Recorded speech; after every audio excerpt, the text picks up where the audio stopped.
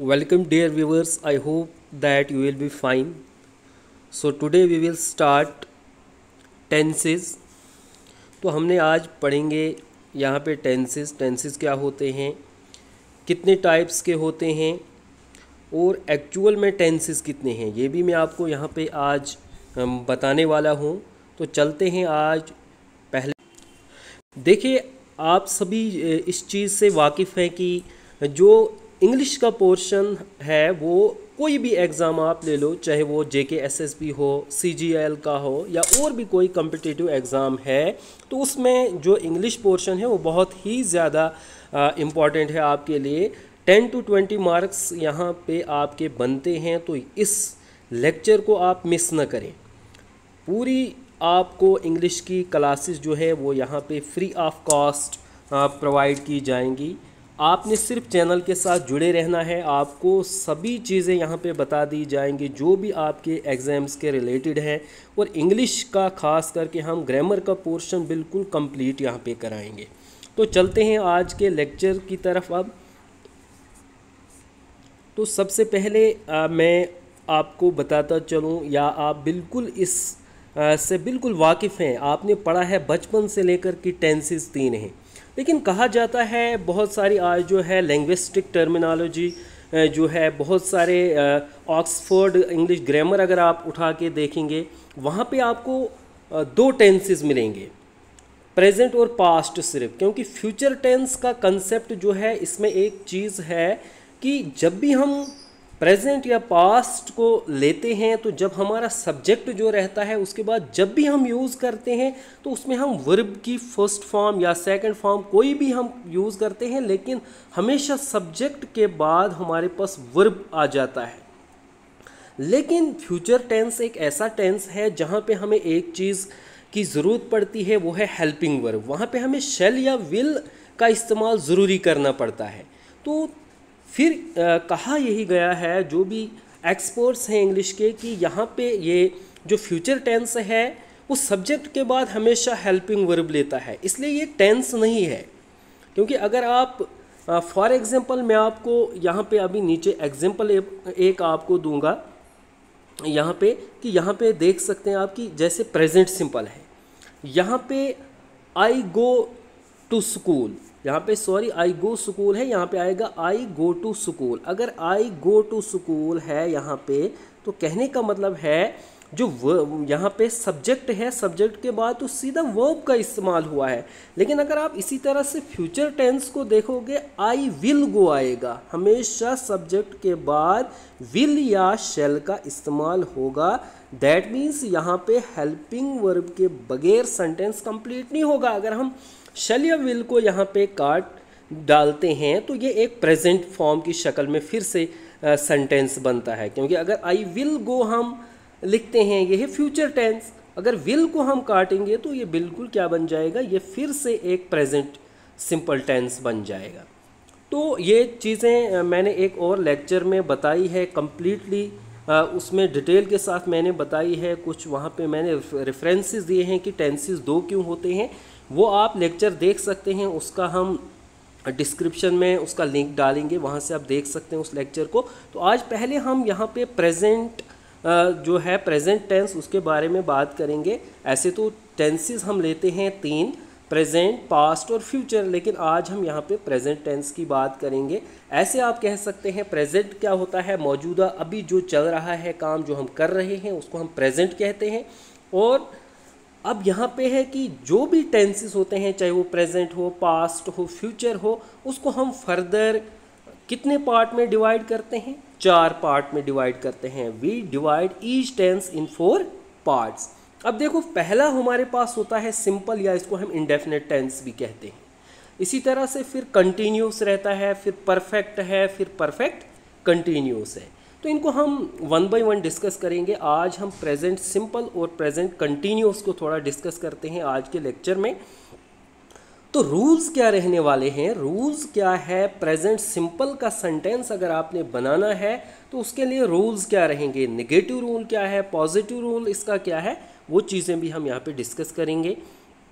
तो रूल्स अगर हम देखेंगे जो पॉजिटिव सेंटेंस होता है उसमें सब्जेक्ट के साथ वर्ब की लगती है फर्स्ट फॉर्म, एस या ई एस भी यहाँ पे इस्तेमाल होता है। अब ये मैं आपको क्लियर कर दूंगा कि एस और ई एस कहाँ पे लगता है। उसके बाद ऑब्जेक्ट यहाँ पे लगता है। ये किसकी पहचान है? एक अफर्मेटिव सेंटेंस की, एक पॉजिटिव सेंटेंस की। जैसे कि मैं आपको एक एग्जांपल देता हूँ कि आई गो टू स्कूल, मैं स्कूल जाता हूँ, तो ये क्या है? ये एक पॉजिटिव सेंटेंस। इसी तरह से अगर मैं बोलूँगा कि मैं स्कूल नहीं जाता हूँ, I do not go to school, मैं स्कूल नहीं जाता हूँ, ये एक नेगेटिव सेंटेंस है। तो जब भी आपको कोई भी प्रेजेंट सिंपल या प्रेजेंट इंडेफिनिट का सेंटेंस दिखेगा, जब उसकी आप ट्रांसलेशन करते हैं उसमें एंड पे आता है ता है, ती है या ते हैं। जैसे मैं खाना खाता हूँ, मैं स्कूल जाता हूँ, मैं पढ़ता हूँ, कुछ भी आप लो सेंटेंस में आपको ता ते ती आता है। तो इसकी पहचान ये है कि जब भी आपको ता है, ती है, ते है कुछ भी सेंटेंस में मिलेगा, आप बिल्कुल गेस कर सकते हैं कि ये प्रेजेंट सिंपल है या इसको हम प्रेजेंट इंडेफिनिट भी कहते हैं। तो यहाँ पे फार्मूला लिखा हुआ है, रूल्स जो हैं वो लिखे हैं कि अगर हमने पॉजिटिव सेंटेंस बनाना है, अफर्मेटिव रूल्स इसके देखने हैं, तो सब्जेक्ट के साथ वर्ब की फर्स्ट फॉर्म लगती है। एस और ई एस का इस्तेमाल भी यहाँ पे होता है प्लस ऑब्जेक्ट। लेकिन एस और ई एस कहाँ पे लगता है? ये जब भी आपके पास सब्जेक्ट में थर्ड पर्सन सिंगुलर होगा, यानी थर्ड पर्सन सिंगुलर हमारे पास क्या होता है? ही होता है, शी होता है। तो इनके साथ हम यहाँ पे एस या ई एस का इस्तेमाल करते हैं। इसके अलावा हमारे पास कुछ ऐसे वर्ड्स होते हैं जो सी एच एस एच पे फिनिश होते हैं, उनका एंड होता है, वहाँ पे भी जैसे कैच है, कैच को हम कैचेस लिखते हैं, मैच, मैचेस, ऐसे वर्ड होते हैं जिनको ई एस का इस्तेमाल किया जाता है। तो यहाँ पे दोनों रूल्स लिखे हैं, चाहे वो नेगेटिव हो या पॉजिटिव हो। अगर हम नेगेटिव रूल की बात करेंगे, सब्जेक्ट के बाद डू या डज का इस्तेमाल होता है, उसके बाद नॉट लगाया जाता है, फिर सेम वर्ब की फर्स्ट फॉर्म लगाई जाती है और उसके बाद उसके बाद ऑब्जेक्ट लगाया जाता है। तो ये एक नेगेटिव सेंटेंस बनता है। जैसे यहाँ पे है I do not go to school, मैं स्कूल नहीं जाता हूँ, जाता हूँ, तो ता आया यहाँ पे भी, मैंने आपको पहले ही ऊपर कहा था। ही रीड्स अ नॉवल, देखो अब एस का इस्तेमाल कहाँ पे होता है? जब थर्ड पर्सन सिंगुलर हमारे पास आया, रीड है वर्ब की फर्स्ट फॉर्म। अगर आई रीड, आई होता सब्जेक्ट में तो हम लिखते आई रीड, लेकिन ही है थर्ड पर्सन सिंगुलर है तो ही रीड्स। तो ही रीड्स अ नावल, वो एक नावल पढ़ता है, ये एक पॉजिटिव सेंटेंस है, ये एक अफर्मेटिव सेंटेंस है। He does not read a novel, वो नावल नहीं पढ़ता है, तो इसका मतलब क्या है? यहाँ पे एक नेगेटिव सेंटेंस है। इसी तरह से अब हम देखेंगे प्रेजेंट कंटिन्यूस को। प्रेजेंट कंटिन्यूस टेंस जो है, यहाँ पे काम जो होता है वो कंटिन्यू चल रहा होता है, प्रोसेस में होता है, यहाँ पे अभी वर्क कंप्लीट नहीं हुआ होता है। प्रेजेंट में कोई भी काम जो अभी कंप्लीट नहीं हुआ हो उसे हम प्रेजेंट कंटिन्यूस कहेंगे। तो इसमें अगर हम एक पहचान बताएंगे, जब भी हम सेंटेंस पढ़ते हैं उसके आखिर में रहा है, रहा हूँ या रही है आता है। जैसे मैं खाना खा रहा हूँ, मैं स्कूल जा रहा हूँ, मैं लिख रहा हूँ, मैं पढ़ रहा हूँ, कोई भी चीज़ जिसमें रहा है, रही है या रहा हूँ आता है, तो इसके लिए क्या रूल्स हैं, किस तरह से इसमें हम सेंटेंसेस बना सकते हैं। तो अगर हम देखेंगे पॉजिटिव रूल इसका, तो यहाँ पे सब्जेक्ट के साथ इज़, एम, आर और प्लस वर्ब की फर्स्ट फॉर्म के साथ आईएनजी का इस्तेमाल होता है, जिसको हम वर्ब की फोर्थ फॉर्म भी कहते हैं आईएनजी को, और इसके साथ ऑब्जेक्ट लगता है। तो ये किसका है? ये एक अफर्मेटिव सेंटेंस का के रूल है, यानी जिसमें हम पॉजिटिव रूल हम कह सकते हैं इनको। और अगर हमने नेगेटिव बनाना है, सब्जेक्ट के साथ इज़, एम या आर इनमें से किसी एक का इस्तेमाल होगा अकॉर्डिंग टू सब्जेक्ट, और उसके बाद नॉट और वर्ब की फर्स्ट फॉर्म के साथ प्लस आईएनजी और ऑब्जेक्ट लगता है। इसकी एग्जांपल नीचे मैंने दी है। और याद रखना इज़ जो है वो सिर्फ ही, शी और इट के साथ लगता है, जो भी थर्ड पर्सन सिंगुलर होगा। एम सिर्फ आई के साथ इस्तेमाल होता है। आर हमेशा पुल्लर जब आपका सब्जेक्ट होगा, जैसे दे है, वी है, इनके साथ हम आर का इस्तेमाल करते हैं। और आगे बिल्कुल as it is formula same रहता है।